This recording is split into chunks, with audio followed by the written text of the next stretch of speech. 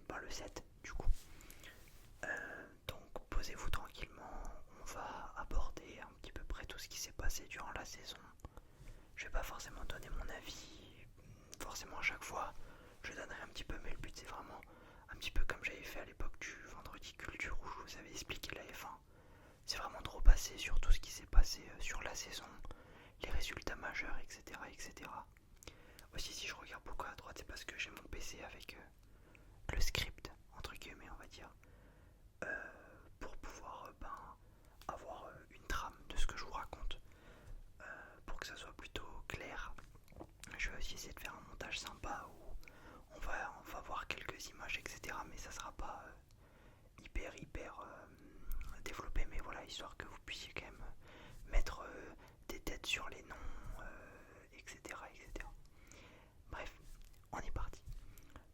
Donc du coup, saison 2025 qui a commencé en mars 2025 et qui s'est fini en décembre 2025. Au début, on savait que la saison allait être assez serrée parce que c'était la dernière saison avant une nouvelle réglementation qui arrive donc l'année prochaine en 2026.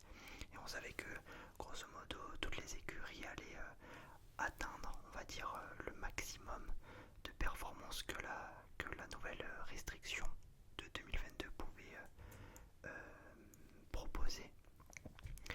Donc on savait que le titre allait être serré, on savait que McLaren allait sûrement être en avance. De toute façon, je vous expliquerai toutes les écuries au fur et à mesure, mais on savait, voilà, on pouvait avoir quelques directives, il y a eu quelques surprises, quelques désillusions, voilà. Donc, comme dit, ça a commencé le 14 mars la saison et ça s'est fini le 7 décembre, donc il y a une semaine. Il y avait 20 pilotes et donc 10 écuries, ce qui va changer l'année prochaine, vu que nous serons 22 pilotes et 11 écuries. C'était assez tendu le mercato de 2024, surtout du côté de Red Bull, parce qu'on savait pas trop qui allait aller où, on va dire ça comme ça. Et donc c'était plutôt ça qui était la clé, vu que en soi Red Bull a 4 paquets à donner, donc des paquets c'est des places, hein, à 4 places à donner, donc de chez Red Bull, l'écurie Rennes, de la firme et Racing Bulls qui est leur petite sœur. Donc voilà, c'est souvent là que les pilotes peuvent évoluer après du coup vers Red Bull. Donc je vais vous passer en revue du coup les écuries et leurs pilotes. Donc en début de saison, hein, parce que ça a évolué avec le temps, on en parlera aussi sûrement durant la vidéo. Donc au début de l'année, les écuries et leur line-up de pilotes se présentaient ainsi. Donc chez Red Bull, on avait Verstappen et Lawson. Chez Mercedes, on avait George Russell et Andrea Kimi Antonelli. Chez Ferrari, Charles Leclerc et Lewis Hamilton, qui a fait couler beaucoup d'encre. Chez McLaren, Lando Norris et Oscar Piastri. Chez Aston Martin, Lance Stroll et Fernando Alonso. Alpine, nous avions Pierre Gasly et Jack Doohan. Chez Williams, Albon et Carlos Sainz. Chez Racing Bulls, nous avions Tsunoda et Isaac Hadjar. Chez Kik, nous avions Hülkenberg et Gabriel Bortoleto. Et enfin, chez Haas, nous avions Biermann et Ocon. Alors, je vais vous donner brièvement mon avis sur ce que je pense de ces line-up. Bon, alors au début de saison, on savait beaucoup moins de choses que maintenant, vu que la saison présentait quand même, si je dis pas de bêtises, 4 ou 5 rookies. Alors il y avait Lawson qui était plus vraiment un rookie, mais je crois qu'il était considéré encore comme un rookie. Non, je sais même plus. Non, pardon, Lawson n'était plus un rookie. Qu'est-ce que je raconte? Donc on avait Antonelli, Doohan, Bortoleto, Biermann et Hadjar en pilote considéré comme rookie, où on savait pas forcément trop à quoi s'attendre. Même si Biermann avait fait quelques apparitions chez Ferrari l'année passée, qui s'était d'ailleurs très très bien déroulé, on ne pouvait pas savoir ce qu'il donnait sur une saison complète. Antonelli, pareil, je pilote très très jeune, il a à peine 18 ans.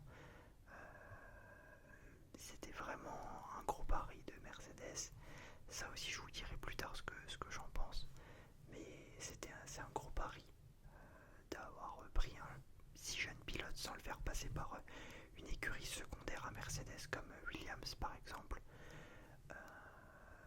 Voilà, au niveau des pilotes classiques, bon bah le transfert de Hamilton chez Ferrari, moi je trouvais ça sympa. L'histoire était belle, ça a fait couler de l'encre, les sponsors étaient contents. Je pense que c'était une bonne chose. Même si on a vu ce qui s'est passé cette saison, au début de la saison, moi je trouvais que c'était intéressant. Comme transfert majeur, on a eu aussi du coup Sainz qui est allé chez Williams. Très bon coup de Williams, alors je sais pas le salaire qu'il lui donne, hein. De toute façon on le saura jamais, sauf si un jour il le dit, mais en tout cas voilà, Williams a fait un très bon coup en prenant Carlos Sainz dans leur écurie, ce qui fait que pour moi Williams avait d'ailleurs une très bonne, avait une des meilleures line-up de 2025 on va dire, dans les 6 écuries, derrière les 4 écuries de tête. Hülkenberg chez Kik, j'aimais bien aussi, surtout qu'il avait bien fini en 2024 chez Haas. En parlant de Haas, du coup, qui a recruté Ocon et Biermann, qui était du coup une line-up toute neuve aussi chez eux. Je trouve que c'était un très bon compromis. Franchement, au début d'année, la line-up j'aimais bien. Ocon, ça allait le changer de l'univers Alpine, qui lui avait mis quelques bâtons dans les roues, pardon. Et Biermann, c'était pour lui l'occasion de débuter en Formule 1 dans une écurie qui pouvait proposer une bonne voiture, une voiture compétitive, sans avoir forcément trop de pression.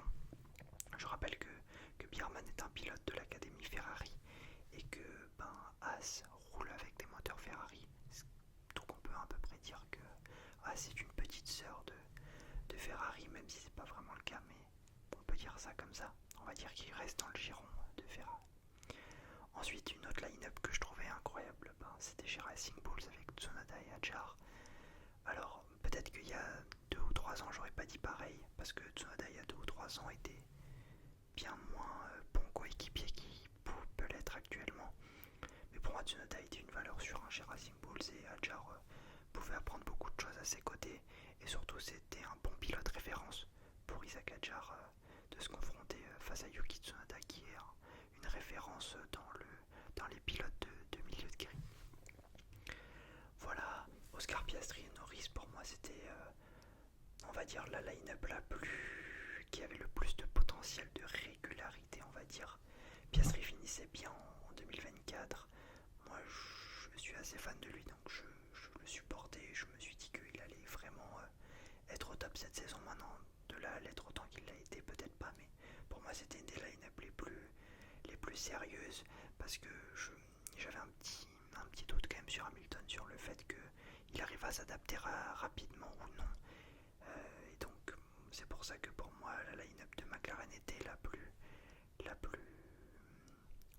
forte sur le papier.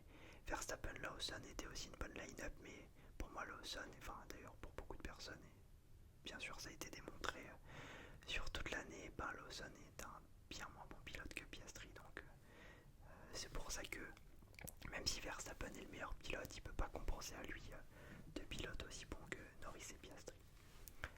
Bon, voilà, j'espère que vous avez un petit peu près compris cette partie-là. Donc du coup, cette année, le championnat des pilotes a été l'un des plus disputés de ces dernières années, puisque si je dis pas de bêtises, c'est la première fois depuis 15 ans que le titre de champion du monde est joué par plus de 2 pilotes lors du dernier Grand Prix. Donc cette année, c'était 3 avec Lando Norris, Max Verstappen et Oscar Piastri. Je crois que la dernière fois, c'était ça, c'était en 2010 ou 2011. Une année où Vettel avait gagné. Donc voilà, sans trop spoiler, je pense que beaucoup le savent, c'est donc Lando Norris qui a été titré champion du monde avec 423 points. Le pilote de chez McLaren, suivi par Max Verstappen, qui était donc le champion en titre, qui défendait son titre, et qui a donc fini deuxième avec 421 points, donc à 2 points de Lando Norris. Max Verstappen, donc pilote de Red Bull, le pilote numéro 1 bien évidemment de toute la grille, qui a encore une fois montré que peu importe les difficultés qu'il pouvait avoir au volant de sa voiture, il faisait des miracles. Donc encore une fois une très bonne saison. Dommage dommage qu'il échoue à si peu de points de gagner un 5e titre et d'égaliser Fangio. Mais ça va pas tarder. Je pense que en fonction de la voiture que Red Bull arrive à lui donner l'année prochaine, peut-être que il aura son 5e titre ou peut-être pas, on verra bien. Et enfin, Oscar Piastri, qui finit lui du coup 3e. J'ai plus son nombre de points en tête, je crois que c'était peut-être 406, non, si 406 je crois, quelque chose comme ça. Corrigez-moi dans les commentaires, hein, je l'avais plus en tête. Alors Oscar Piastri, qui est donc le coéquipier de Lando Norris chez McLaren, qui a mené le championnat du monde pendant une très très grande partie avant de s'écrouler complètement à partir du Grand Prix de l'Azerbaïdjan. Même si au retour de la pause d'été, on pensait qu'au final le titre allait être quasiment acquis pour lui, vu comment il a dominé après lors du Grand Prix de reprise qui était en Hollande, aux Pays-Bas. Mais au final, il s'est écroulé complètement. Il a pas perdu pied parce que en vrai, il restait quand même régulier, mais le problème c'est que sa régularité n'était pas assez élevée comparée à celle de Max et de Norris. Ce qui a fait que malheureusement, il n'a pas pu on va dire continuer à dominer. Il a dû défendre jusqu'à craquer complètement quoi, et se faire passer. Et puis c'est qu'une fois par contre qu'il s'est fait dépasser, qu'il a eu un léger regain de puissance. Voilà, il s'est relevé vraiment sur les 2 derniers Grands Prix, mais c'était trop tard. Au Qatar, il fait un bon sprint et une bonne course, enfin un très bon sprint vu qu'il l'emporte, et une très bonne course. Et Abu Dhabi finit 2e derrière Max. Mais voilà, il a eu un petit trou dans sa saison, sauf que le trou qu'il a eu a été trop important comparé au trou que certains ont eu. Max a eu un trou aussi à un moment dans la saison. On rappelle qu'il a eu plus de 100 points de retard sur Oscar Piastri. Je crois que c'était d'ailleurs au moment où Piastri remporte le Grand Prix de Hollande. Max avait 100 points de retard sur Piastri qui était leader. Donc c'est vraiment énorme. Pour vous dire, je crois que le retard le plus important qu'un pilote ait rattrapé, c'est 44 points. Donc si la Max l'emportait, ça aurait été juste transcendant. Mais enfin bon, pour l'histoire, je trouve aussi que ça soit bien que Lando Norris ait gagné, même si moi dans mon cœur j'aurais préféré qu'Oscar Piastri gagne. Mais voilà, Lando Norris ne démérite pas son titre. C'est vrai qu'il a été assez solide et régulier sur toute la saison. Moi je pensais qu'il allait craquer honnêtement.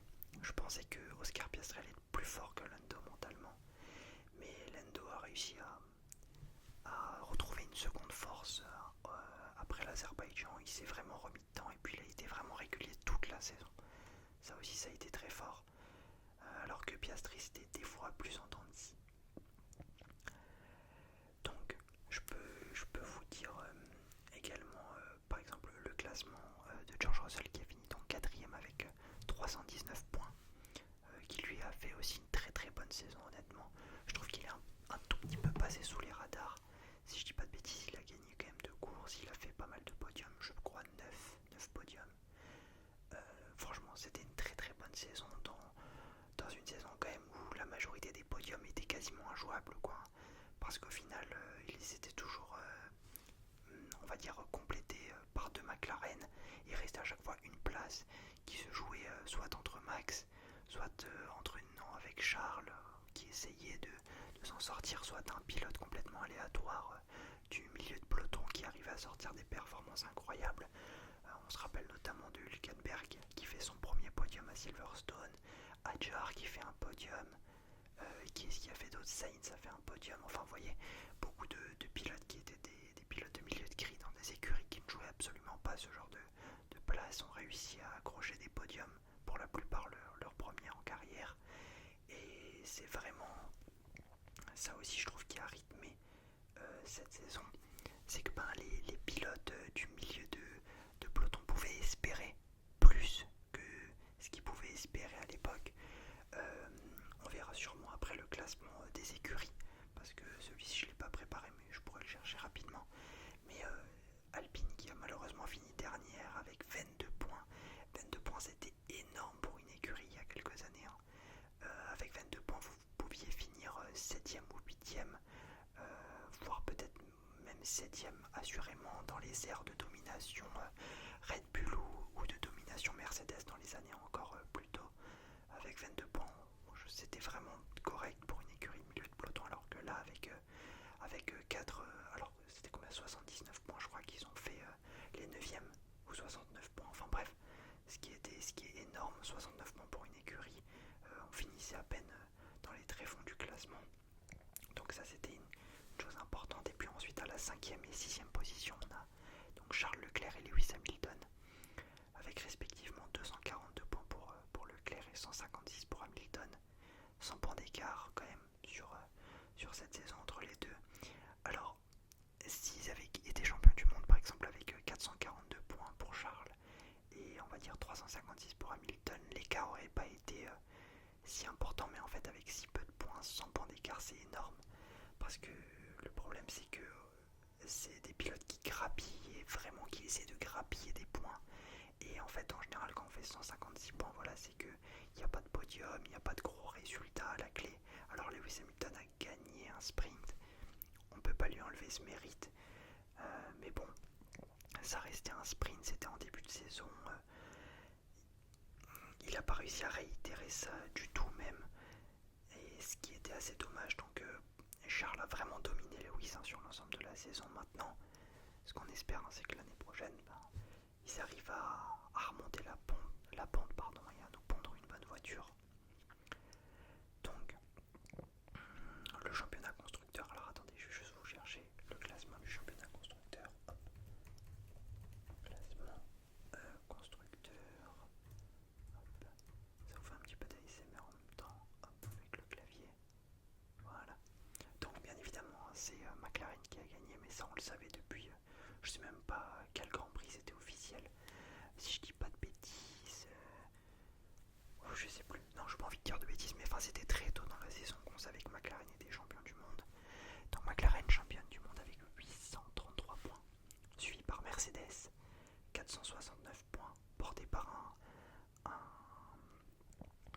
George Russell très très très en forme, qui a marqué plus de 300 points. Ensuite Red Bull qui finit à 451 points, 3ème, et Ferrari 4ème avec 398 points. Voilà pour les 4 écuries de tête. Maintenant on va passer on va dire au midfield, qui est donc la meilleure écurie des autres, comme on dit.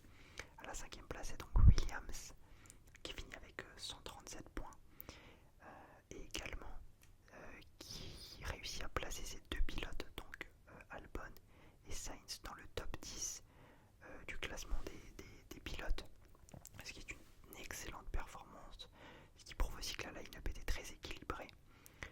À la 6ème place, Racing Bulls avec 92 points, donc la petite sœur de Red Bull. À la 7ème place, Aston Martin avec 89 points, qui a été assez discrète dans la saison, honnêtement, très très discrète, portée par un bon Fernando Alonso qui a eu quelques très bonnes occasions de marquer des gros points, mais qui avait des soucis en course. Souvent Aston, surtout sur la fin de saison, ils avaient beaucoup de soucis en course, pas de rythme, enfin ça perdait beaucoup de place alors que ça se qualifiait très haut, c'était assez dommage. 8ème place avec 79 points, c'est As. 9ème place pour Kick Sauber, qui finit avec 70 points. Je ne sais pas si vous vous rendez compte, mais je vais vous dire avec 70 points. Alors attendez, classement constructeur de 2024. Alors attendez, classement constructeur 2025. Et là je vais remplacer par un 4 pour vous dire. Alors tac. Avec 70 points l'année dernière, vous étiez 6ème. Vous étiez 6ème, et pas dire largement, mais il y avait une belle avance quoi. Et donc, en dernière position cette année, malheureusement Alpine, l'écurie française, avec 22 points. D'ailleurs, écurie dont je n'ai pas présenté la line-up. Ben oui, alors attendez, si voilà, j'ai oublié de présenter la line-up de Alpine, qui était donc composée de Pierre Gasly et de Jack Doohan en début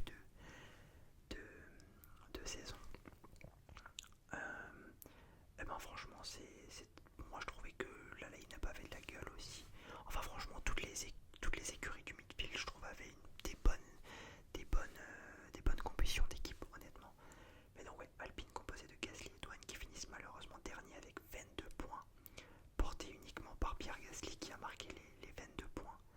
Et donc l'année dernière avec 22 points vous finissiez quand même 9ème, ce qui n'était pas énorme, mais ce qui était vraiment mieux quoi que ce qui s'est passé cette année quoi. Tac. Donc comme dit, champion constructeur McLaren avec une avance très significative, hein, quasiment 400 points d'avance. Mercedes, Red Bull, Ferrari. Enfin, on va un petit peu repasser en revue, on va dire rapidement, avec quelques avis, etc. Ce qui s'est passé, ce qui est à retenir de cette saison. Alors bien évidemment, il y a la bagarre pour le championnat qui a été très très haletante tout au long de la saison. Notamment avec au départ la bagarre entre Norris et Piastri, qui rappelait pour les plus férus d'entre vous la bataille de 2016 entre comment il s'appelle maintenant, donc Lewis Hamilton et Nico Rosberg. Voilà, on espérait une bataille avec autant de tension. Alors on n'est pas monté à un niveau de tension aussi élevé, même s'il y a eu quand même des beaux moments de tension. Mais McLaren a toujours réussi à poser les deux pilotes. De toute façon, Lando Norris et Oscar Piastri sont des pilotes assez réservés, calmes. Ils s'explosent rarement. Les moments où il y aurait pu avoir des grosses querelles, c'est jamais arrivé que les pilotes soient vraiment très très très en colère l'un envers l'autre, comme on a pu le voir dans des championnats plus tendus. Donc McLaren a une domination, mais qui pour moi n'est pas une domination comme on aurait pu s'y attendre. Pour moi, ils auraient dû gagner le titre pilote beaucoup plus facilement. Que ce soit, peu importe que ce soit Piastri ou Norris, hein, mais ils auraient dû le gagner beaucoup plus facilement sans avoir dans l'équation un troisième pilote, peu importe que ce soit Max Verstappen ou quelqu'un d'autre, même si c'est vrai que c'est vraiment Max qui fait en sorte que, entre guillemets, il y ait cette bataille au championnat, parce qu'il n'y avait que Max, entre guillemets, pour proposer une telle remontada et un tel engouement autour de ce championnat. On va parler aussi un peu de Mercedes qui signe quand même de belles victoires, notamment avec Singapour, avec George Russell, qui était une belle victoire pour lui, qui a porté son équipe, et Mercedes qui arrive à accrocher cette deuxième place au championnat. Quelque chose de très important pour eux, qui finissent quand même avec une petite avance d'une dizaine de points, mais certes une petite avance. Red Bull, alors Red Bull, on va un petit peu parler d'eux. Alors bien sûr, Max Verstappen, quelle saison encore, ça y a pas de débat, mais on va parler un petit peu de leur coéquipier, enfin de ses coéquipiers qu'il a eu. Donc on rappelle que Red Bull a réussi à faire le record de changement de coéquipier le plus rapide de l'histoire. Donc on rappelle que ça a commencé donc avec Max Verstappen et Liam Lawson dans l'équipe. Et ils ont très rapidement changé pour mettre Yuki Tsunoda, qui était donc pilote Racing Bulls d'origine. Ils ont réussi à mettre Yuki Tsunoda au bout de 5 courses, si je dis pas de bêtises, dans la Red Bull, qui au final a été plutôt une très mauvaise décision à mon avis. Ça a laissé le temps à personne de, entre guillemets, enfin pour moi Lawson aurait dû faire la saison point final, quitte à marquer 0 points de la saison. De toute façon, Yuki n'a pas changé grand chose, il a marqué peut-être 20 points pour l'équipe, je crois peut-être 30 sans être désagréable envers lui, hein. De toute façon Yuki pour moi c'est un peu un talent gâché. Pour moi il aurait mérité de peut-être piloter dans une écurie plus performante que Racing Bulls, ou du moins il aurait pu rester avec Isaac Hadjar chez Racing Bulls. Enfin bon, voilà. Désolé, hein, j'ai l'impression qu'il y avait eu un bruit, c'est pour ça, autant pour moi. Et enfin, Ferrari. Alors Ferrari, Hamilton n'a pas obtenu de podium malheureusement, Charles en a eu quelques-uns. Ils ont vécu une saison très difficile malgré que le projet avait l'air solide. Quand le passage de 2024 à 2025 s'est fait, beaucoup disaient que ça y est, ça allait être l'année de Ferrari, vu la dynamique qu'ils avaient eue l'année passée où ils ont failli remporter le titre de champion du monde des écuries. Mais malheureusement ils ont une saison très compliquée. Charles qui finit à 240 points, c'est une de ses pires saisons. Hamilton, je crois que c'est sa pire saison. C'est la première saison où il fait pas de podium. Je vais pas entre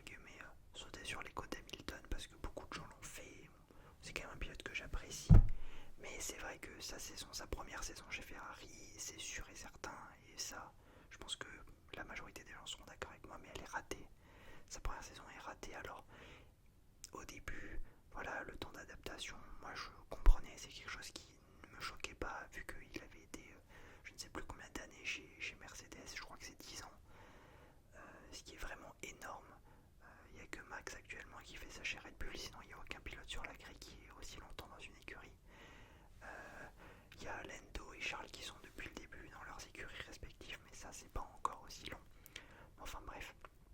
Mais c'est vrai qu'après Hamilton il a pas réussi à rebondir. Je pensais que la trêve d'été allait lui faire du bien, mais ça n'a pas changé grand chose. Enfin bon, c'est pas pour faute qu'il ait eu des initiatives, etc. Maintenant, pour moi, l'année, on va dire, charnière pour lui, ça va être l'année prochaine. Il y a une nouvelle réglementation, donc tout le monde repart à zéro, personne n'a d'avance. Même si pour moi, si ils ont tous les deux la même voiture de toute façon au début de saison, je pense que s'ils ont une voiture pour gagner des courses, Charles gagnera plus rapidement.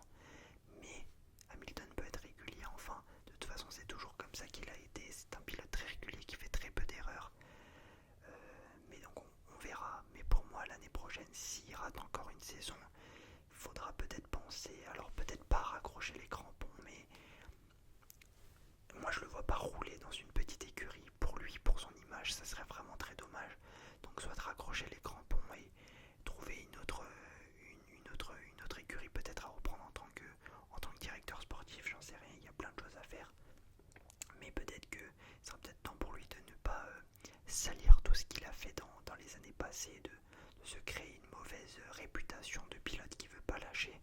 Alors vous allez me dire, il y a Alonso, mais alors Alonso lui il a réussi dans les années 2015, 2016, 2017 quand il était chez Honda, enfin chez McLaren pardon, avec le motoriste Honda, excusez-moi, à passer de cette fibre d'un pilote, on va dire, qui était habitué aux grosses écuries, à réussir à passer dans une mentale de pilote qui va dans des écuries plus faibles pour leur aider à développer un projet, comme l'a fait Vettel en partant de chez Ferrari pour aller chez Aston, comme l'a fait du coup Alonso en allant au début chez McLaren en croyant au projet, mais au final c'était pas trop ça.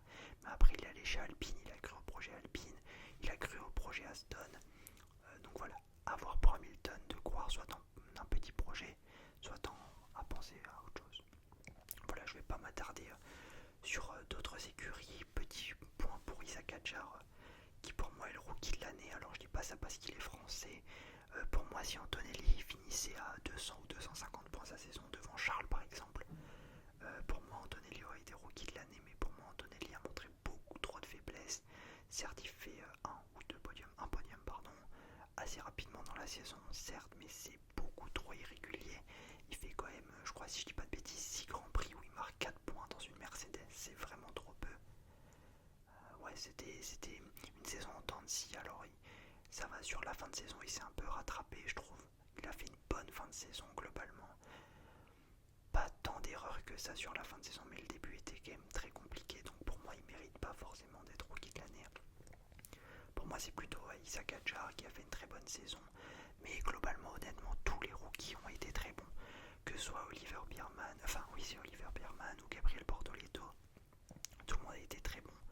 Bortoleto avait une des pires voitures pour montrer ce qu'il avait à montrer. Je trouve qu'il a quand même réussi à faire quelques exploits pour un rookie avec cette voiture.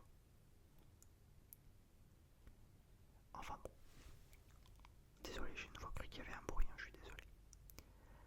Enfin bon, enfin, donc juste pour finir, on va parler de la saison 2026 qui arrive très bientôt, vu que c'est dans 3 mois. Dans 3 mois, on aura déjà toutes les livrées de révélés, les essais hivernaux, etc.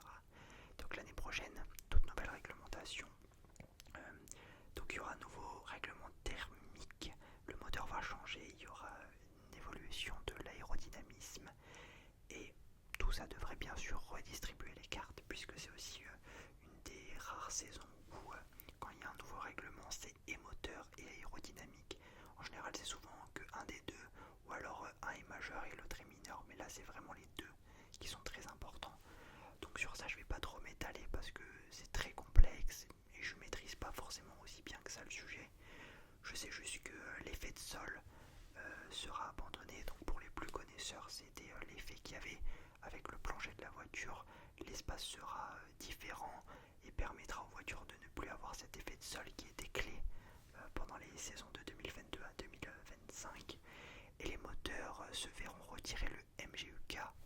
Ça, je sais plus ce que c'est, mais une autre partie du moteur viendra combler cette partie-là. Et les moteurs seront quasiment à 50% thermiques, à 50% électriques.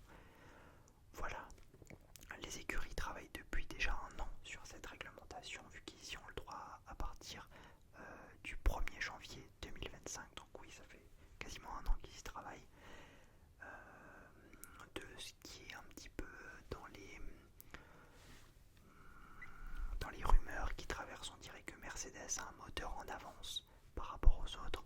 Maintenant, vu qu'il y a un travail aérodynamique à faire aussi, peut-être que certaines écuries qui savent avoir un moteur plus faible s'orientent vers un choix plus aérodynamique, une aérodynamique plus travaillée, plus poussée, plus recherchée.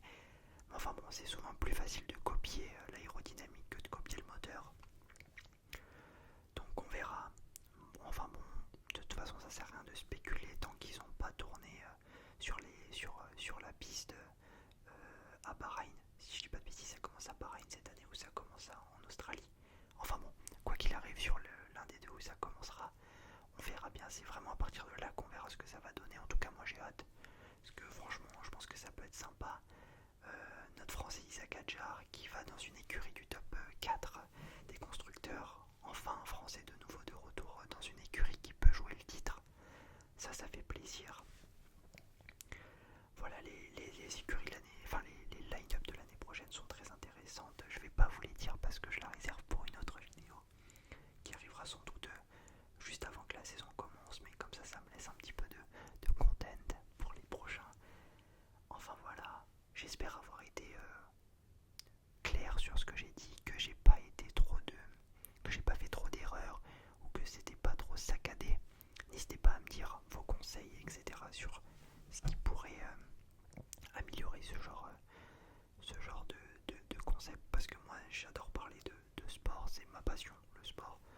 Donc voilà, si vous avez d'autres sports aussi que vous voulez que je présente, je connais pas mal de sports, que ce soit précisément ou juste dans une généralité, ça peut être intéressant. J'ai des idées qui arrivent, notamment en ce moment il y a le biathlon pour ceux-là qui suivent, le biathlon que je suis depuis des années, que j'aimerais, dont j'aimerais faire une vidéo ici qui va sûrement arriver bientôt. Donc voilà, n'hésitez pas à mettre un petit commentaire, à vous abonner, c'est pas obligatoire, abonnez-vous si le contenu